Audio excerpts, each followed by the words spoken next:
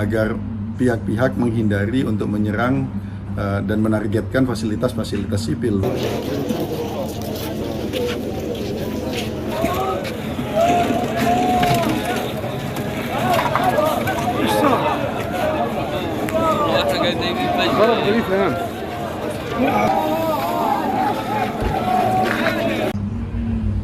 Kalau sikap Indonesia, Menlu RI kan sudah jelas sejak awal, sejak hari-hari pertama, terus menyerukan agar menghentikan konflik dan menghindari dan menyerukan agar pihak-pihak menghindari untuk menyerang dan menargetkan fasilitas-fasilitas sipil, khususnya fasilitas-fasilitas kemanusiaan seperti ambulan dan rumah sakit.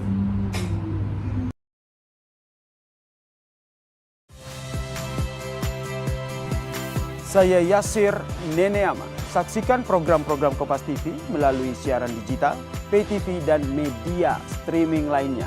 Kompas TV, independen, terpercaya.